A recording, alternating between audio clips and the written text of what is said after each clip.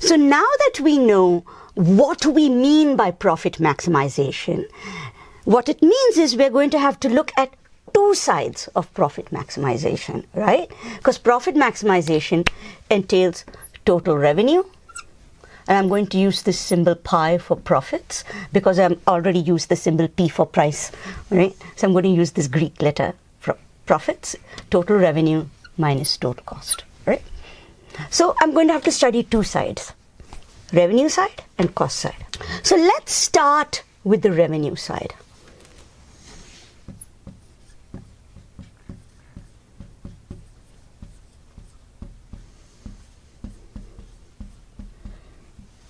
What is the revenue that you get when you sell a good?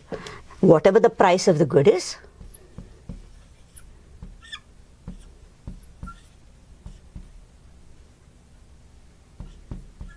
multiplied by the quantity of the good you sell, right? So for example, if I sold 10 apples at $5 per apple, my revenue was $50. So what I did is whatever the price was, I multiplied it by the quantity I sold. Price times quantity. Okay? This is going to be true for every firm. But we have to now remember that just as we have a theory of the consumer, which requires us to talk about the social environment within which the consumer operates, we now have to have a similar set of questions about the environment in which the firm is operating. Right? And we are now going to remind ourselves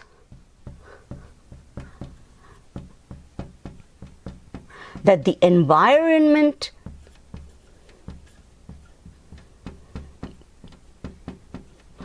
we are operating in is perfect competition.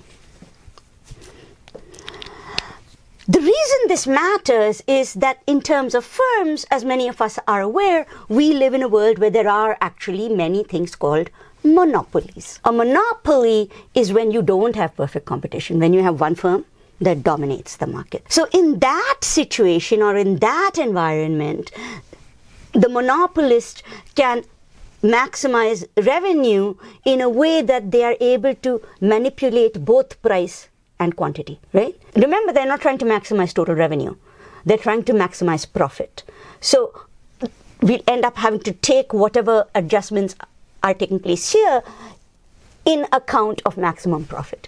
But a monopolist has the ability to manipulate both P and Q. But perfect competition, we have an environment in which there are many firms. No one firm can dominate the market. There's no collusion among firms.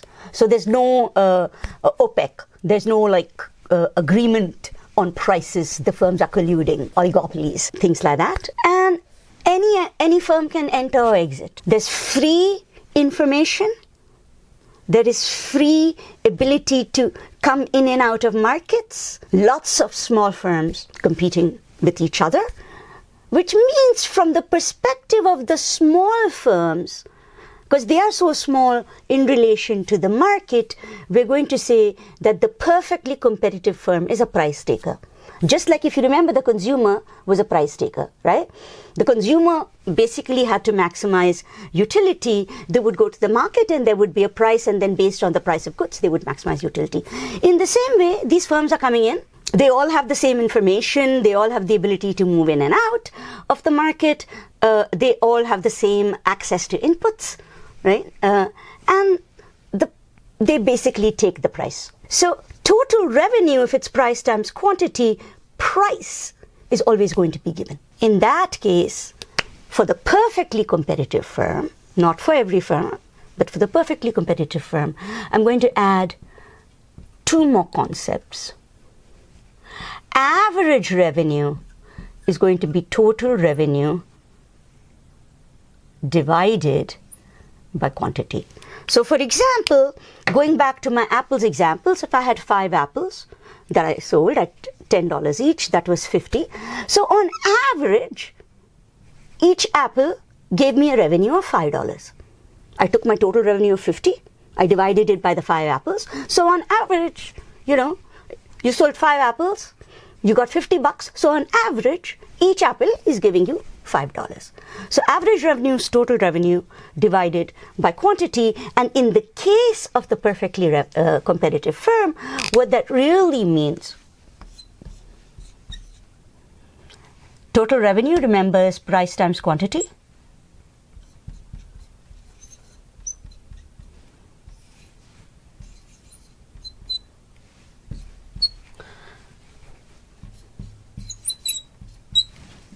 Average revenue is simply the price of the good. So average revenue is the price of the good when it comes to the perfectly competitive firm, right?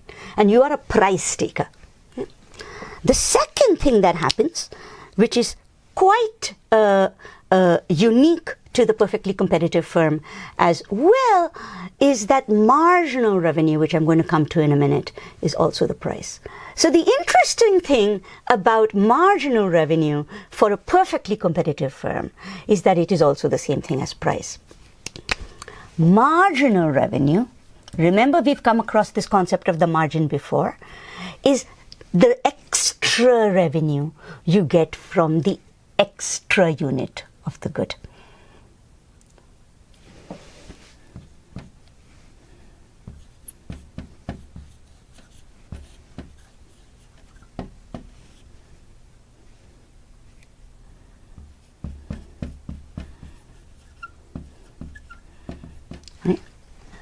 So what that means is, what is the extra revenue I'm getting? So going back to my example, say I sold 4 apples, I got $40.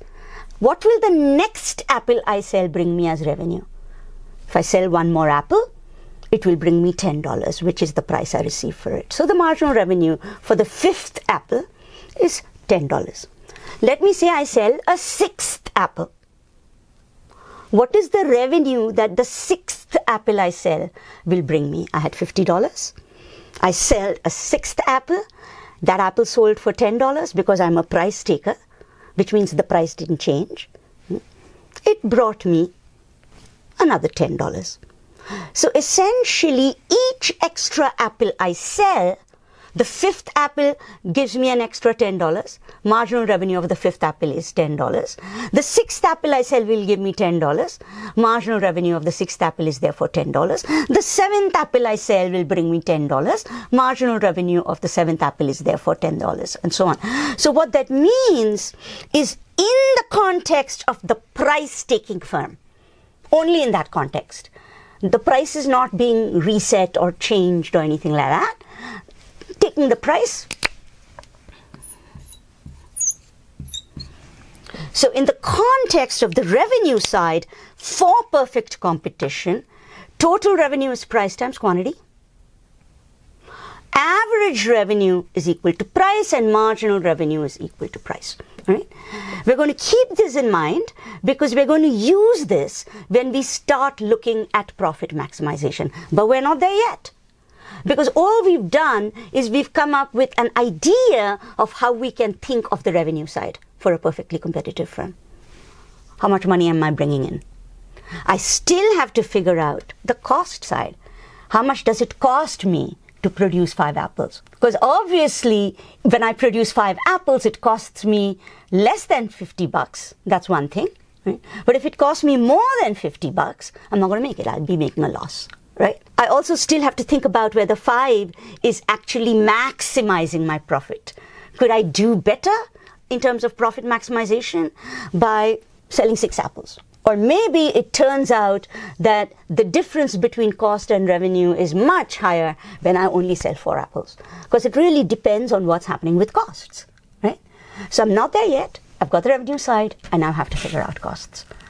And to get to costs, we really have to now think quite deeply about production. So there's going to be multiple stages where we think about production and how production works. Because what is the firm doing when it gets costs? It's paying for inputs in order to produce the good. So we've got to figure out how it's doing this in order to figure out how its cost structure works. So that is